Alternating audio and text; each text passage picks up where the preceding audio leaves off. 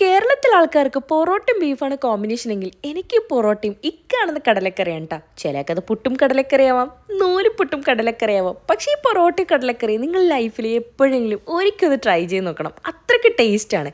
അപ്പോൾ നമുക്കിത് എങ്ങനെ ഉണ്ടാക്കുന്നത് നോക്കാം. പാനിലേക്ക് കുറച്ച് തേങ്ങ, പെരിഞ്ചീരകം, ചെറിയ ജീരകം, പിന്നെ ഉള്ളി, ചെറിയ കഷ്ണം ഉള്ളിയും കൂടി ഇട്ടിട്ട് അതിലേക്ക് കുറച്ച് കാശ്മീരി ചില്ലിയും കൊറിയാണ്ടർ പൗഡർ ഇട്ടിട്ട് നല്ലവണ്ണം വഴറ്റിയെടുക്കുക. കുറച്ച് ബ്രൗൺ കളർ ആവുന്ന രീതിയിൽ തന്നെ വഴറ്റിയെടുത്തിട്ട് കുറച്ച് വെള്ളം ഒഴിച്ചിട്ട് അതിനെ അരച്ചെടുത്തിട്ട് മാറ്റി വെക്കുക. പിന്നെ നമ്മൾ ഒരു ചീനച്ചട്ടി എടുത്തിട്ട് അതിലേക്ക് കുറച്ച് സൺഫ്ലവർ ഒഴിച്ചിട്ട് സ്ലൈസായി കട്ട് ചെയ്ത അണിയൻസും പിന്നെ പച്ചമുളകും ടൊമാറ്റോയും കൂടി ഇട്ടിട്ട് നല്ലവണ്ണം വഴറ്റുക. നല്ലവണ്ണം വഴറ്റിക്കൊണ്ട് കേട്ടോ.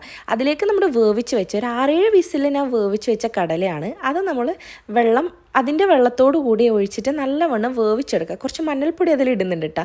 എന്നിട്ട് അതിനെ നല്ലവണ്ണം തിളപ്പിച്ചെടുത്തതിന് ശേഷം നമ്മൾ അരച്ച് വെച്ച അരപ്പ് നമ്മൾ അതിലേക്ക് ചേർക്കുക. പിന്നെ ഞാൻ കുറച്ച് റോസ്റ്റ് ചെയ്ത് വെച്ച നമ്മുടെ റെഡ് ചില്ലി പൗഡറും പിന്നെ കൊറിയാണ്ടർ പൗഡറും കൂടിയുണ്ട്. അതും ഞാൻ അതിലേക്ക് ആഡ് ചെയ്യുന്നുണ്ട് കേട്ടോ.